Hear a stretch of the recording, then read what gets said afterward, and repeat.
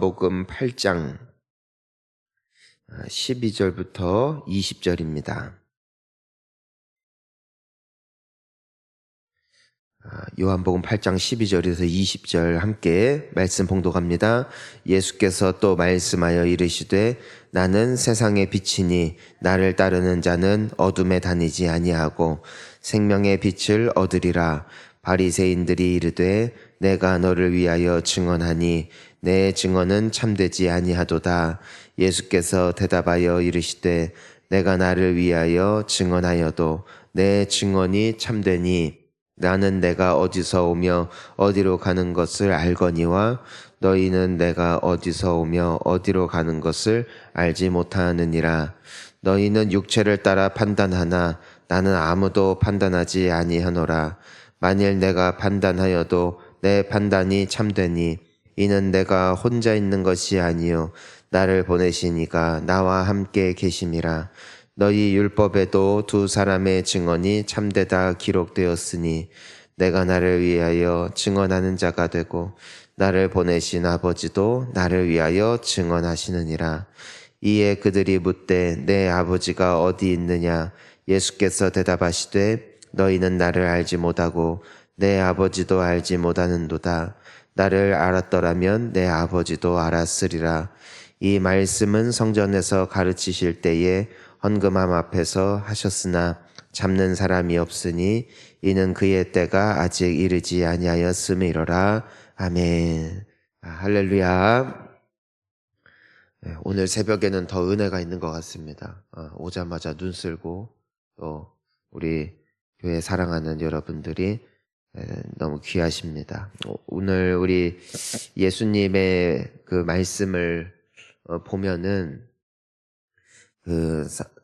예수님을 깊이 연구해보고 예수님의 말씀을 들어본 사람들은 결국 둘 중에 하나의 반응을 나타낼 뿐이었습니다. 이 사람은 미치광이거나 아니면 이 사람은 진짜일 것이다. 왜냐하면 이 사람의 증언과 이 사람의 주장이 너무나도 당돌하기도 하고 근데 당돌하다고 하기에는 너무나 확신에 차 있고 그리고 스스로가 말씀하시는 증언이 단 한 번도 변한 적이 없기 때문에 사람들이 이제 혼란스러워하는 것이죠. 오늘 우리가 먼저 예수님의 말씀 12절을 보니까 이렇게 말씀하시죠. 나는 세상의 빛이니 나를 따르는 자는 어둠에 다니지 아니하고 생명의 빛을 얻으리라. 우리가 예수님을 사랑합니다. 예수님과 함께 내가 동행하겠습니다. 라고 고백하는 우리의 고백. 이 고백이 너무나 중요하지만 나의 이 고백이 나의 삶에 나의 믿음과 함께 동일하게 증언되는 것은 결국 무엇을 통해서냐? 결국 우리의 삶을 통해서 드러난다는 것을 우리가 주일에도 함께 나누었습니다. 아무리 나의 입술의 주장이 난 예수님을 믿습니다. 예수님이 내 안에 계십니다. 나는 예수님을 사랑하는 사람입니다. 나는 예수님과 함께 동행하고 있습니다. 라고 내가 말을 한다 할지라도 내가 정작 나의 삶이 어둠 가운데 거한다면은 그것이 어찌 말이 되겠느냐는 것이죠. 예수님은 말씀하십니다. 나는 세상의 빛이다. 결국 예수님을 따르는 사람은 빛을 따르는 사람, 어둠에 다니지 아니한다는 것이죠. 그리고 생명의 빛을 얻으리라고 말씀하고 계십니다. 우리의 삶에 이 빛이 나타나는 놀라운 은혜가 있기를 축복합니다. 우리 마태복음에 보면은 예수님께서 우리에게 이런 말씀을 하시죠. 너희는 세상의 빛이다. 그러면서 사람들이 너희의 착한 행실을 보고 하나님께 영광을 돌리게 하라라고 하셨습니다. 이 빛을 따라가는 인생, 이것이 우리에게 우리의 인생 가운데 드러난 때에 우리 하나님께서 영광을 받으실 것입니다. 그 또한 예수님은 세상의 빛이기 때문에 그분을 따르면은 더 이상 어둠에 다니지 아니하고 생명의 빛을 얻습니다. 세상에서는 많은 사람들이 그 어둠 가운데 거해 있습니다. 무엇이 진리인지, 무엇이 거짓인지, 무엇이 나를 자유케 하는지, 무엇이 나를 얽매는지 세상은 알지 못합니다. 그 예수님 안에 해답이 있음을 우리가 믿습니다. 예수님을 알고 예수님을 만나고 또 예수님을 알면 알수록 나에게는 자유가 임하죠. 하지만 예수님 빼고 인생을 해석해보고 주님을 제외하고 내가 누릴 수 있는 것들을 다 누려본다 할지라도 결국 우리에게 찾아오는 것은 어둠이다. 그래서 전도서에서 솔로몬이 헛되고 헛되며 모든 것이 헛되다 말했던 것은 하나님을 떠난 솔로몬이 하나님 없이 세상의 학문, 세상의 모든 쾌락, 세상의 모든 물질과 또 풍요로움을 모든 것을 다 누려보았을 때 아무리 캐고 또 캐보아도 아무리 파고 또 파보아도 거기에서 무엇이 없더라. 빛이 없더라. 그러니까 너무나 허망한 것이죠. 세상의 모든 것은 하나님 안에서 그리고 세상의 모든 것은 예수 그리스도 안에서 비로소 의미를 발견할 수 있게 된다는 것이죠. 우리가 죽는다 할지라도 예수 안에서 죽으면은 영생이 있는 것이고 우리가 살더라도 내가 주인된 인생은 항상 방황하고 불안하지만 예수님이 주인된 인생은 불안하지 않아요. 왜냐하면은 그분이 나를 책임지시잖아요. 우리는 참 이런 감사가 있는 것 같아요. 우리도 다 나름대로 자식에 대한 미래에 대한 또 우리의 학업에 대한 또 우리의 삶에 대한 뭐 아쉬움과 또 부족함이 없는 사람이 당연히 없겠지만 그럼에도 불구하고 우리가 한 가지 소망을 둘 수 있는 것은 내가 어떤 상황 가운데 있든지 내가 어떤 인생을 살든지 내 자식이 어떤 모습으로 있든지 나의 주인은 주님이시니까 주님이 가장 선하게 인도하실 것이고 그 모든 것을 합력하여 선을 이루실 것이다. 이 믿음이 우리 한 사람 한 사람에게 주는 영향력과 파급력은 상상할 수가 없는 것입니다. 생명의 빛 가운데 거하는 또 생명의 빛을 삶에 품고 예수님을 놓치지 않는 우리 모두가 되어야 할 줄 믿습니다. 우리 13절부터 또 보니까 바리새인들이 뭐라고 말하냐면은 너는 너 스스로를 위해서 증언하니까 네 증언은 참되지 않다. 실질적으로 이 유대인들도 그렇고 우리도 그렇고 우리에게 중요한 건 뭐냐면은 증인입니다. 교통사고가 예를 들어서 났을 때 요즘에는 카메라가 있잖아요. 카메라가 증인 역할을 해주죠. 대신 당시로서는 그런 카메라가 없으니까 나도 봤다, 나도 들었다. 이 증인들이 굉장히 중요했습니다. 즉 내가 스스로가 어떤 주장을 얼마나 화려하게 펼쳤느냐가 그렇게 큰 의미가 없어요. 그 사람도 봤다. 그 사람도 내 옆에 있었다. 당시로서는 뭐 짜고 치는 것도 많이 있었겠지만 적어도 누군가의 증언이 함께 할 때에 그 개인의 증언은 훨씬 더 위력이 있었습니다. 그러니까 바리새인들은 말하죠. 너는 너 스스로를 그렇게 주장하니까 너는 스스로를 세상의 빛이라고 주장하니까 네 증언은 참되지 않다. 근데 14절을 보니까 예수님이 뭐라고 말씀하시는가? 우리 14절 함께 읽어볼까요? 예수께서 대답하여 이르시되 내가 나를 위하여 증언하여도 내 증언이 참되니 나는 내가 어디서 오며 어디로 가는 것을 알거니와 너희는 내가 어디서 오며 어디로 가는 것을 알지 못하느니라. 또 우리 15절부터 너희는 육체를 따라 판단하나 나는 아무도 판단하지 아니하노라. 만일 내가 판단하여도 내 판단이 참되니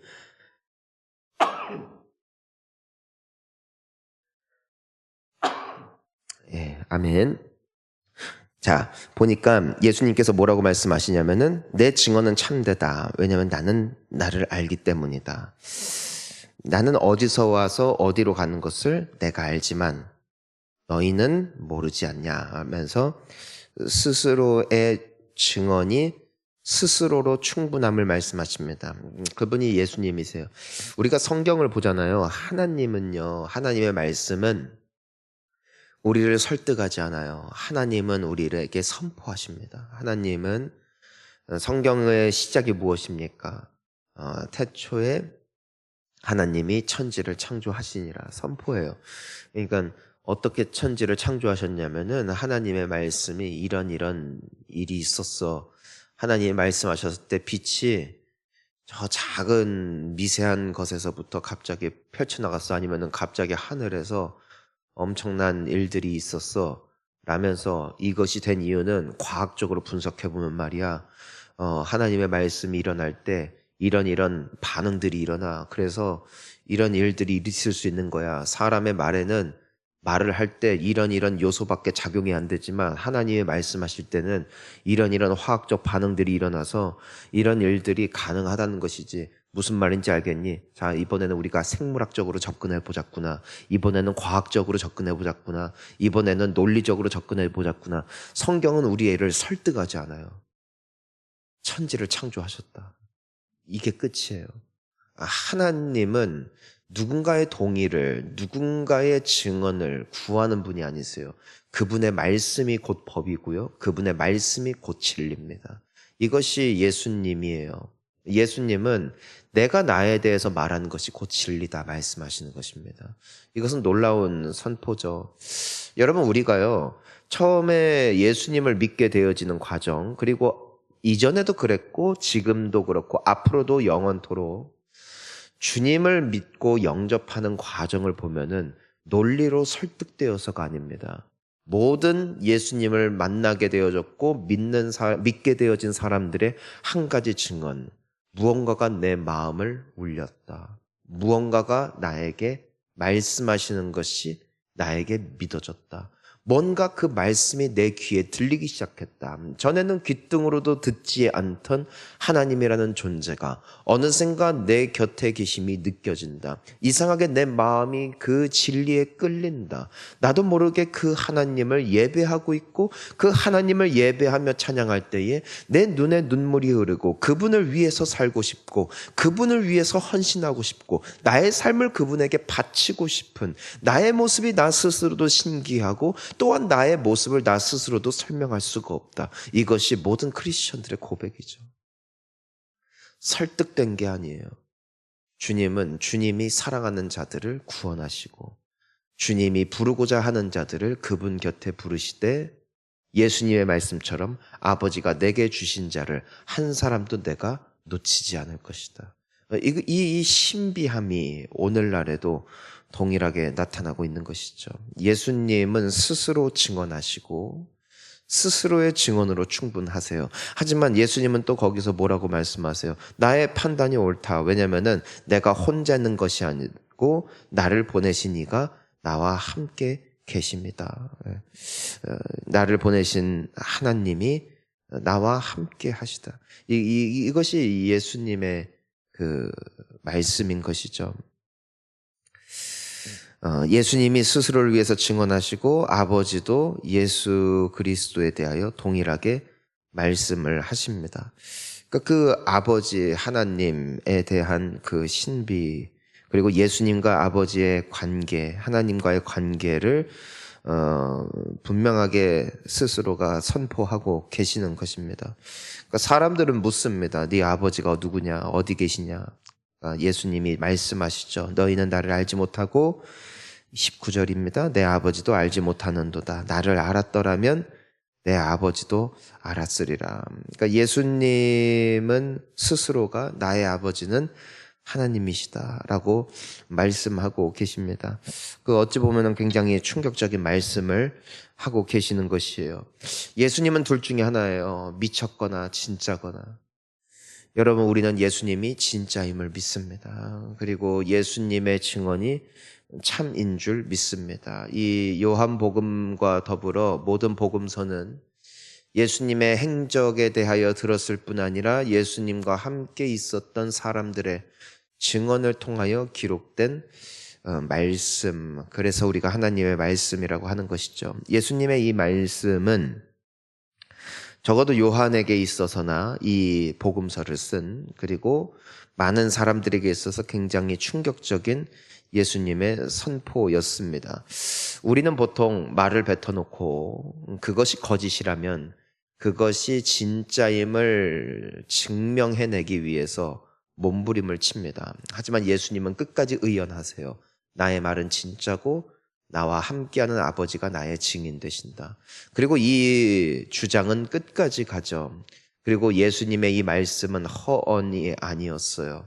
예수님은 스스로의 삶을 통하여, 기적을 통하여, 죽음과 부활을 통하여, 승천을 통하여, 성령의 기름 부으심을 통하여 우리에게 자신의 주장이 거짓이 아니라 진리임을 증거하셨습니다.